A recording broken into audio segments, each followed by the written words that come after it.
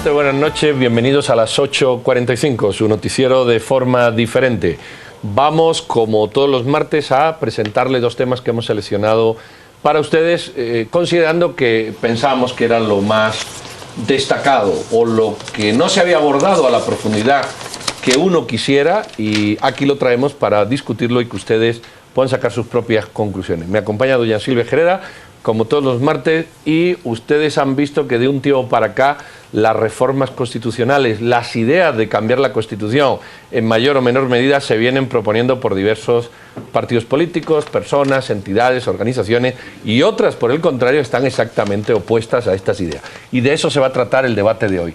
¿Reformamos la Constitución o no? Y de hacerlo, ¿cómo? Y de no hacerlo, ¿por qué?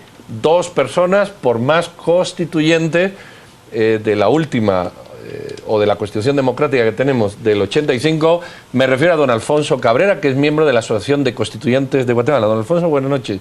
Y también a don Carlos Molina Mencos, abogado, y que también fue constituyente. Sí. Así que ustedes ya vivieron la experiencia, razón de más para que nos la transmitan y nos la den un poco digerida. Doña Silvia. Muchísimas gracias, pues bienvenidos. Es un gusto tenerlo a ambos. Yo quisiera empezar con don Alfonso Cabrera. Lo vimos muy activo en la época de los 90s, presidiendo el Congreso, luego como canciller, una de las caras visibles de la antigua democracia cristiana, y hoy en el 2015 usted regresa al panorama político y con una propuesta, como decía Pedro, de una reforma a la Constitución. Cuéntenos un poquito de esta nueva incursión de Alfonso Cabrera a la política y cuál es la propuesta que trae ahora. Con mucho gusto, me da un placer, una alegría estar con ustedes y con el público que ve este programa constantemente. Fíjese que yo soy de la generación de la gente que luchamos yo estoy haciendo política desde el año 1964 y vivimos toda la época difícil en Guatemala, y soy de las personas que lucharon con muchos guatemaltecos por instituir el sistema democrático en el país, y no fue una lucha fácil, fue una lucha muy difícil, donde más de 200,000 guatemaltecos perdieron la vida, se desaparecieron, se murieron o los mataron, pero en fin, costó mucho. Y ahora resulta que todo ese trabajo, que todo ese esfuerzo, que toda esa sangre derramada, que todas esas ilusiones se perdieron y tenemos un Estado fallido prácticamente. Las instituciones porosas no funcionan para nada, la ley no se respeta, aquí no hay Estado de Derecho. La Constitución la burlan diariamente en el Congreso de la República, el presidente de la República. Entonces hemos vuelto, algunos de los que todavía estamos un poco vivos, a reunirnos para tratar de hacer un esfuerzo, ver cómo contribuimos de alguna manera con nuestro pensamiento, con nuestra acción, a encontrar mecanismos de salida que restablezcan un poco la institucionalidad democrática en nuestro país. Y por eso entonces estamos planteándonos un desafío en términos de participar en el próximo proceso electoral, pero con un planteamiento distinto, un planteamiento que implique necesariamente una reforma del Estado, que creemos que el agotamiento, que además se nota, todas las encuestas al día de hoy que yo conozco, resulta que dan como resultados que más del 75% de los ciudadanos con derecho a votar no tienen deseo de votar por ninguna de las opciones que están ahorita en activo. Eso significa que podríamos tener seguramente un presidente electo, si no hay ningún movimiento, ningún cambio, ni una convocatoria que mueva a ese sector, a un presidente electo con un 7, un 8% del voto real. Imagínense, estaríamos teniendo un gobierno ilegítimo, sin representación y absolutamente ingobernable el país, más de lo que ya lo tenemos. Carlos, hay un refrán que dice: lo bueno no siempre es lo mejor. Con este panorama de políticos corruptos, llamemos a las cosas por su nombre, políticos corruptos, ¿qué asamblea constituyente que no esté compuesta por políticos corruptos y nos hagan una constitución peor todavía que la que tenemos? Y aún la constituyente no es constitucional, que eso es lo bonito. Acuérdense que en la asamblea anterior, en la Asamblea Nacional Constituyente, se blindó bastante la reforma constitucional. se habló de todo. Se habló de dejarla casi libre la reforma, se habló de un sistema como el de El Salvador, se habló de un sistema rígido como lo que tenía Guatemala antes y de la Asamblea Nacional Constituyente. Hubo una tesis que parece que era muy correcta, que generalmente los gobiernos populistas, cuando quedan electos, tienen mucho apoyo aparente y convocan una Asamblea Nacional Constituyente para dejar una perpetuidad en el poder. Le hace Chávez, le hace Castro, le hace Evo Morales, etcétera, etcétera. Entonces había que evitarlo. Entonces se creó una comisión. Esa comisión era de solo 4 personas: Luis Alfonso López, Alejandro Maldonado Aguirre, Roberto Valle Valdizón y Jorge Sinercle. Y ellos hicieron la propuesta que quedó, básicamente. Todo esto fue en la comisión de los 30. El pleno de la Asamblea ya ni siquiera lo vio, simplemente lo aprobó. Lo que se consideró es que para el capítulo primero o el título segundo, que es básicamente los derechos humanos individuales, solo pueden ser modificados por una Asamblea Nacional Constituyente convocada para modificar el o los artículos para lo que fue convocada. El resto de artículos solo pueden ser modificados por el Congreso de la República con 3/4 partes de los votos y consulta popular. Si la consulta lo ratifica, pasa la reforma, si no, no. Y se dejó un grupito de artículos pétreos. Habiendo dicho eso, Alfonso, ¿cómo pensarían ustedes realizar este tipo de reforma? Y también tomando en cuenta que en este momento, no sé cuál es, si usted nos puede contar cuál es la plataforma política que piensan usar, y viendo el espectro como está, donde vemos partidos, 3 partidos muy fuertes, el resto de los 17, 20 partidos muy, muy pequeños, ¿cómo piensan ustedes hacer viable esta propuesta? Antes de eso, fíjese que yo respeto mucho a Carlitos, pero disiento con él en algunas cuestiones, y eso es histórico, ¿verdad, Carlitos? La verdad es que nosotros los constituyentes dejamos establecidos los mecanismos, pero eran otros valores los que existían en la sociedad. Entonces, yo llamaría a Carlitos a una reflexión. Resulta que hay por lo menos en el Congreso de la República, en las gavetas, 6 proyectos de reforma constitucional que se han presentado por diversas vías. El doctor Manuel Ayau presentó una, y primero se murió que le contestaran. Y el actual presidente de la Corte Suprema de la Corte de Constitucionalidad, Roberto Molina, presentó otra hace 2 años y medio sobre la cuestión de la justicia en Guatemala, sobre el sistema judicial. No le han contestado tampoco. O sea, esas vías se cerraron. Hay que buscar nuevos caminos. Yo soy, con todo respeto, yo soy simpatizante y creo que la única opción que tenemos es sacudir al soberano, y el soberano es el pueblo, y eso se puede acudir mediante una Asamblea Nacional, a la convocatoria. Pero una llevando en un Nacional país donde se acarrean votos, se manipulan votos, se compran votos, se venden votos, y los partidos políticos están hechos para responder a un liderazgo interesado, ¿de qué soberanía hablamos? Aquí hay algo grave. Me dicen que hay que convocar a una Asamblea Nacional Constituyente para resolver el problema, pero eso es dar un golpe de Estado. Eso es romper el orden constitucional actual. Mire, yo creo que el problema de la Constitución Política de la República no es fallas en ella ni debilidades de ella. Es un incumplimiento y una violación constante y absoluta. Usted habla de partidos políticos. Menciona 3. No hay partidos políticos. Hay grupos de personas para llegar al poder, sin ideología, sin principios, sin valores, sin nada. Pero al final de cuentas eso es lo que tiene Guatemala, y sobre esas plataformas tendremos que votar. Sí, pero quiero decir, pero todo eso no deviene de la Constitución. Fíjense que si con leyes y constituciones se arreglaran las cosas, yo me atreví una vez en la Constituyente a poner una constitución de un artículo para simplemente ejemplificar. Todos los guatemaltecos serán ricos, felices, bien parecidos e inmortales por norma constitucional. No se puede. Tenemos que poner los pies en el suelo. Ahora, si analizamos la Constitución no genera una democracia, establece una república, que hay mucha diferencia entre una cosa y la otra. De hecho, no aparece la palabra democracia en la Constitución. No, y aparece república constantemente. 198 veces, Sí. si no me equivoco. Aún en los cambios dice para mantener el sistema republicano del país. O sea, es una república para proteger al individuo y sus derechos de libertad. Pero todo eso se ha olvidado, no se ha aplicado la Constitución. E insisto, muy poca gente la conoce.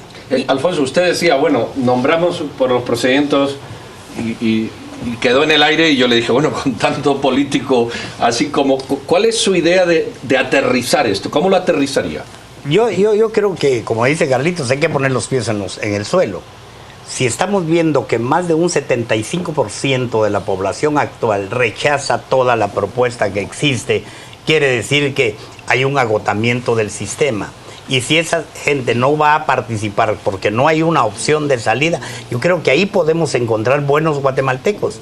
Resulta que, por ejemplo, la reelección de alcaldes, la reelección de diputados. Tenemos diputados de 20 y tantos años de estar en el Congreso de la República y no se regenera, no se oxigena la democracia porque no hay liderazgos jóvenes que tengan espacio para surgir. Hay municipios que son feudos y que los alcaldes son los dueños de los municipios y como a base de corrupción y a base de clientelismo mantienen sus posiciones, los liderazgos locales no surgen. Hay que abrir los espacios otra vez porque las constituciones no son eternas de ninguna manera, ¿verdad? Y además la nuestra, con todo respeto, pero en mucho responde al ambiente histórico que estábamos viviendo, de lo que estábamos saliendo nosotros.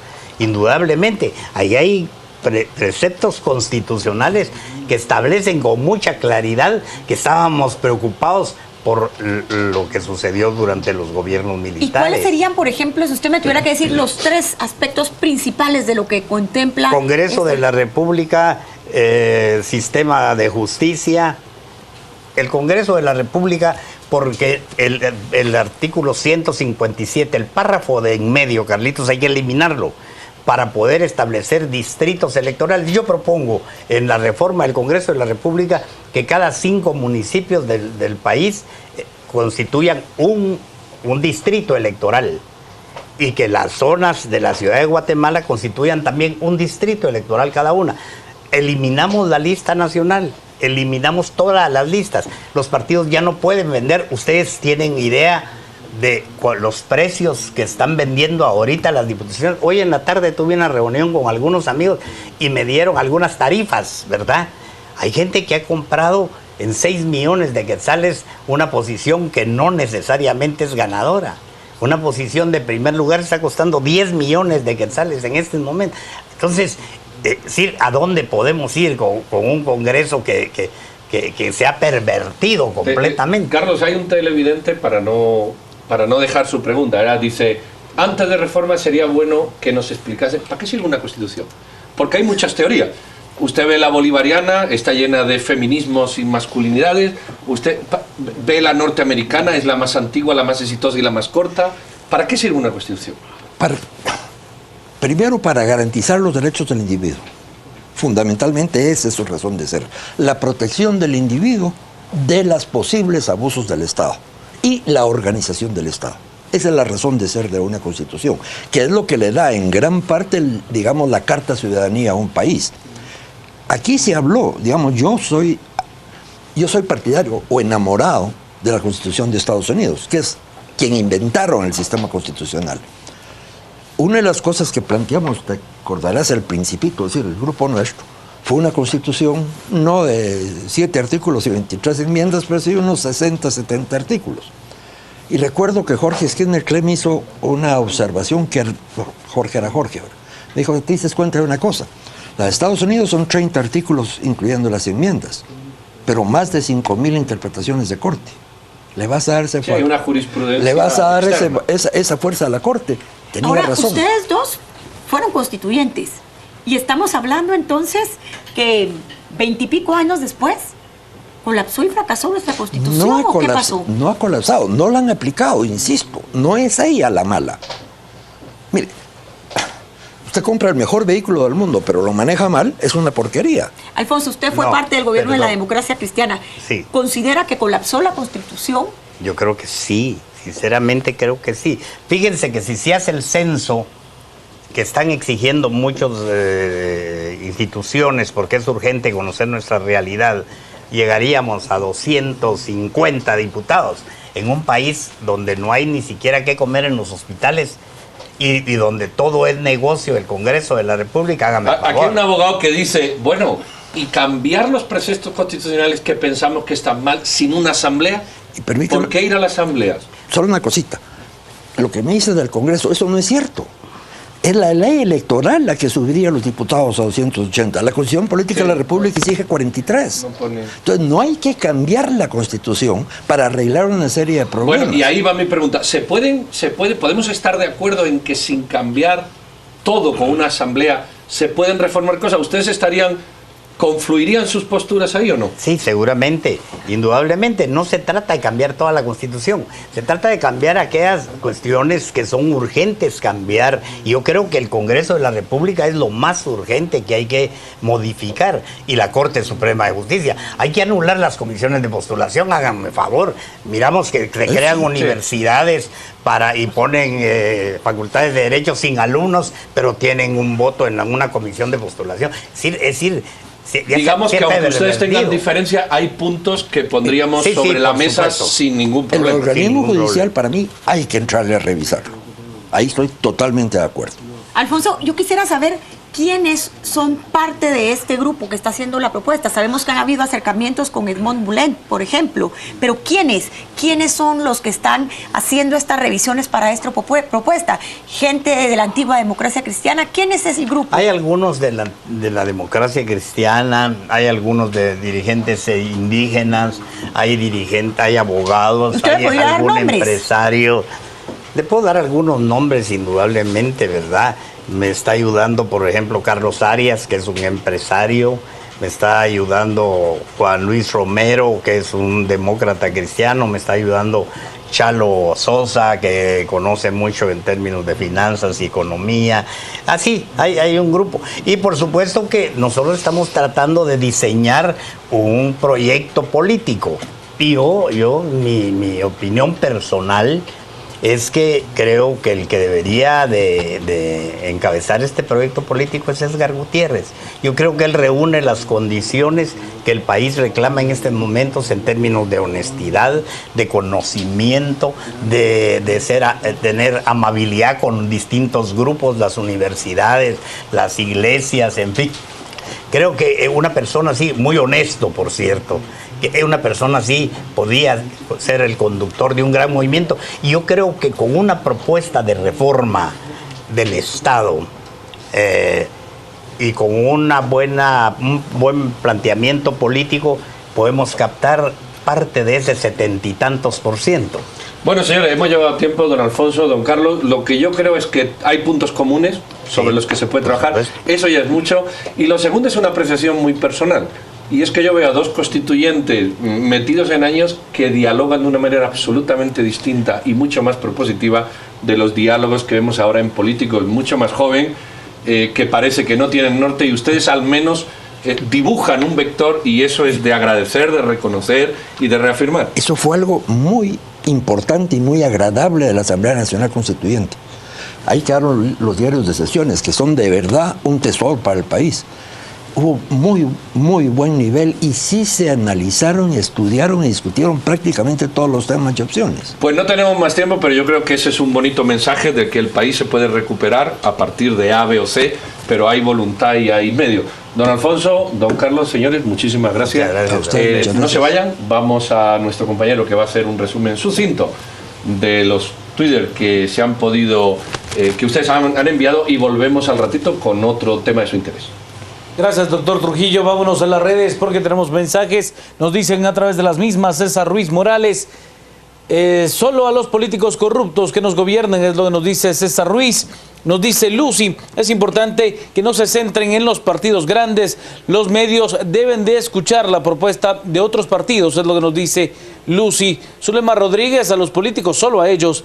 Fernando González: la Constitución debería de tener la siguiente indicación: manténgase alejada de los políticos. Juan Carlos Luna nos dice: antes de reformar sería bueno preguntar si por lo menos saben qué es y para qué sirve una verdadera constitución. Y Diego nos plantea también: a los políticos en procesos de reelección, comerciantes libres de impuestos y corruptos impunes de delitos. Es lo que se viene manejando en las redes. Vamos a ir a la pausa. Al regresar le tenemos una segunda entrevista. Hablamos acerca del voto de los compañeros migrantes en el extranjero. Ese será el segundo tema a las 8:45.